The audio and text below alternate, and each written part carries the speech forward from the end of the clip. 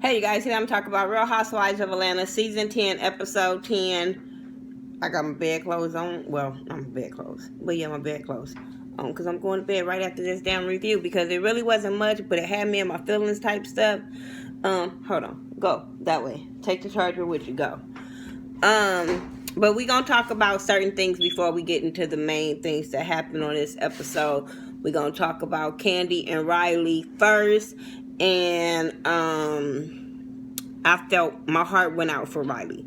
She went driving with her mom because she's 15 now. Whew, I don't know what the hell is in the water with these kids.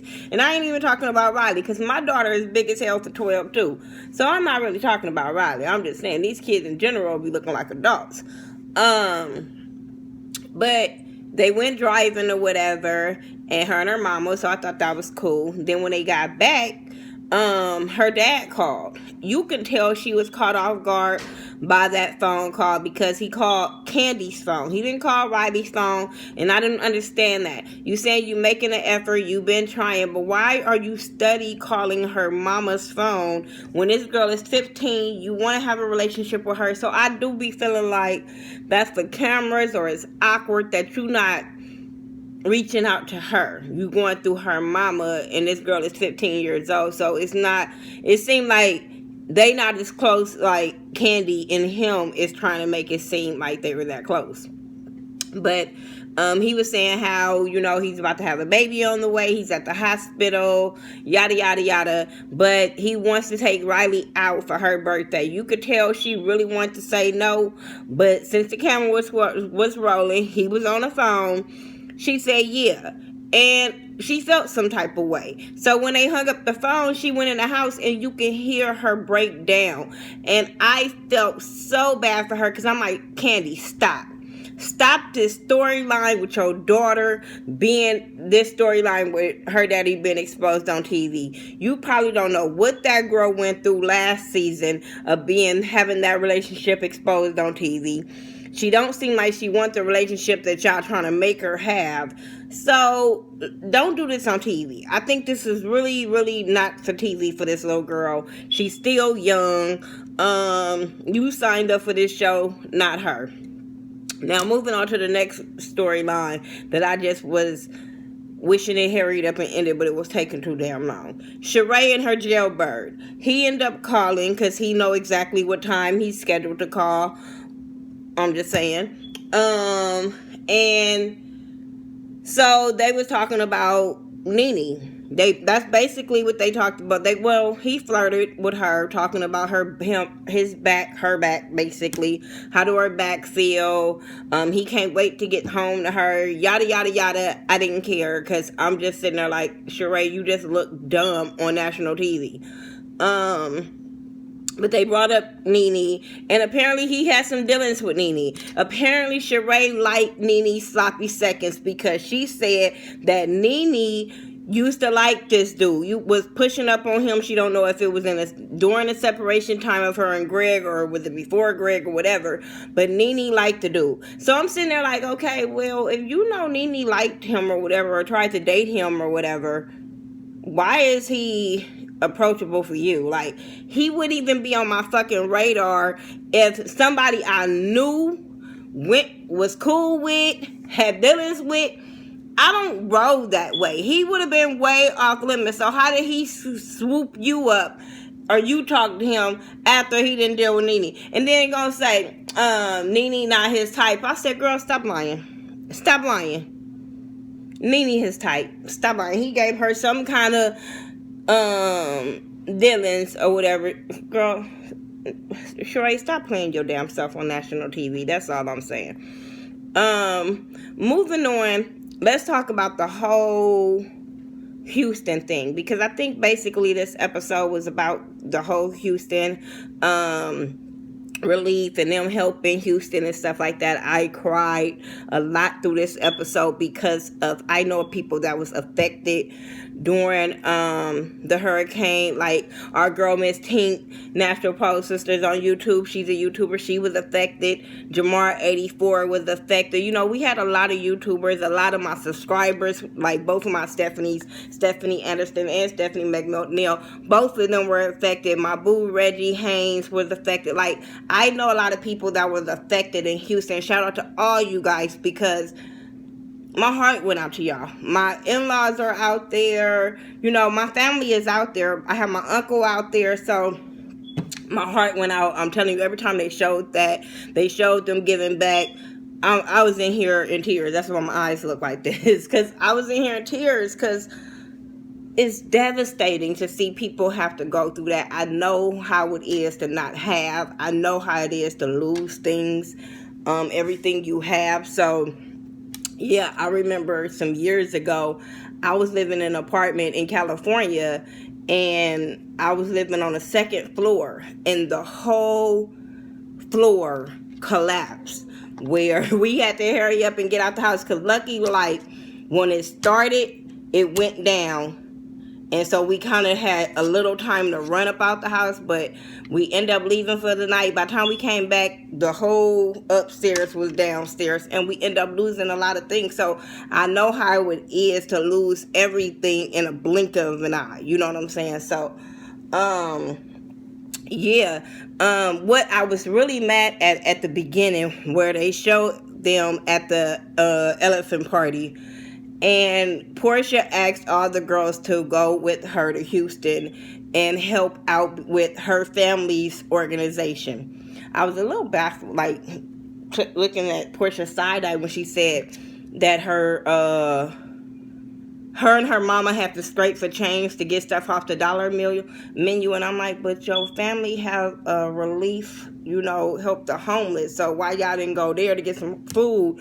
But hey, sometimes you don't want your family knowing your business. Hey, I've been there. I've been there too. So hey, but she was at the room, and the little party, and she asked all the girls to help her, and all of them gave this awkward stare, like, bitch, please. And I was like, this is not about her. This is about helping people in Houston. So all y'all look like straight bitches that y'all didn't help this girl out. I don't give a damn what problem y'all had with her. You've been cordial in bullshit settings with her anyway. So to not go when she's having something to give back, all y'all looked like some straight bitches, fuck bitches, like every negative name in the book. Sheree, shut up with your punk ass excuse of you on doctor's orders because of your back. Bitch, your back don't hurt that bad. You been hanging out with these bitches since you been in this car accident. Shut that shit up. Nene was working apparently. Kenya ended up coming, so I'm gonna excuse, Kenya on that one, whatever. Kandi just felt like she needs to be with her family at this time. All of a sudden, you want to be with your family, but what about you being with your family when y'all went to San Francisco, when y'all went to this stupid ass elephant in the room party, just dumb ass shit that y'all was going to help other people. But when it came to something so, like, oh my God, like, I just felt like they were straight bitches. I felt like they were straight bitches. Cynthia was cool for the first part, but was a bitch at the second part. I don't give a shit what nobody say. She was cool with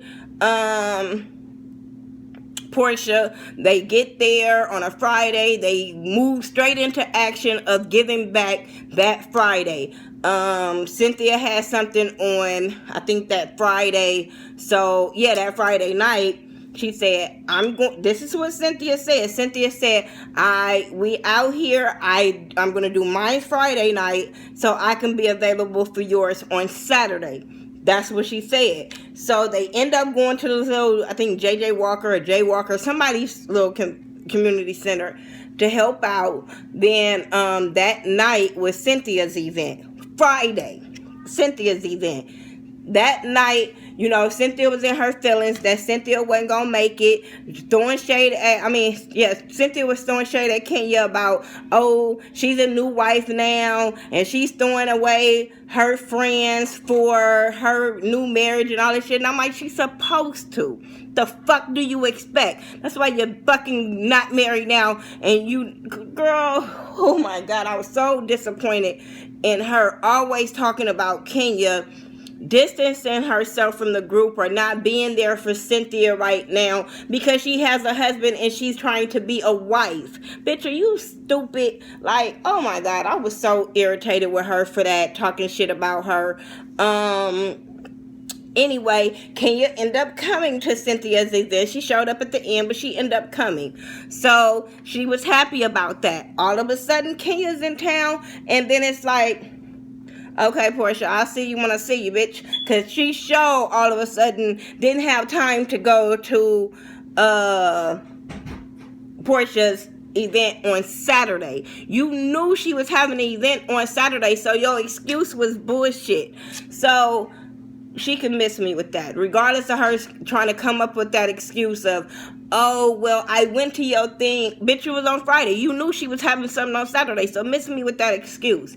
Shamia, I was looking at Shamia like a little side eye, like all of a sudden you want to be on Team Portia and be kicking it with Portia to get camera time. But then I had to think about it, like, this is a good cause. So I was not mad at Shamia for showing up. She called her and said, anything that I can do to help, that I'm there. Anything I can give, I'm there. She ended up showing up in Houston. They talked out their problems, but now I think they're gonna start being the mean girls. And I'm like, okay, Shamia, you know, Kandi wasn't giving you that much time, so let me go back with Portia so I can get some camera time so I can just shade bitches. And I'm not here with that.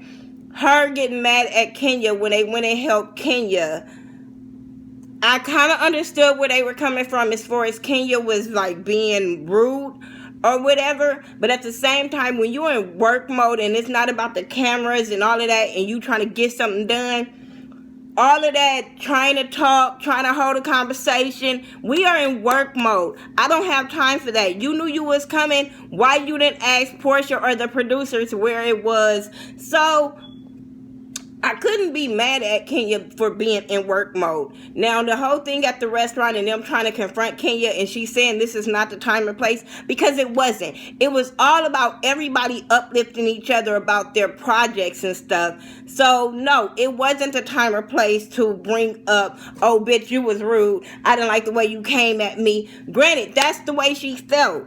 I give Shamia that. But I felt like once Kenya said, this is not the time or place for that, I don't want to talk about it, they should have left that shit alone. But they kept on going. It made Kenya pop off. I know a lot of people gonna be like, oh, you defending Kenya, you always defending Kenya. But I'm like, no, it's just a time and a place for everything. And when somebody is trying to tell you, like, let it go for right now, let's just let's be grown ass women and let it go and talk about it later. What's the problem with that? So Kenya was mad, left, walked out, wasn't mad at her whatsoever. If I missed something, y'all tell me about it, but that's all I got. I just wanted to hurry up and get this review out so I can go to bed. I ain't gonna even lie. I'm tired. I had a long weekend, had work and all that, so I'm tired. Y'all tell me what y'all thought about it. Follow me on all social media sites by the Ghetto View. THA, not THE. Like I said, once again, my heart's prayers and thoughts went out and still go out to the people of the city of Houston and the surrounding areas of Houston, because it wasn't just Houston that was affected. It was a lot of little inner cities that's in Texas that was affected on the outskirts, Galveston and stuff like that. So my prayers and thoughts. Hope you guys rebuild. You know, I'm all about support, so I just want to lift everybody up in prayer. Follow me, like I said, and I'll talk to you back. All right, you guys. Peace out.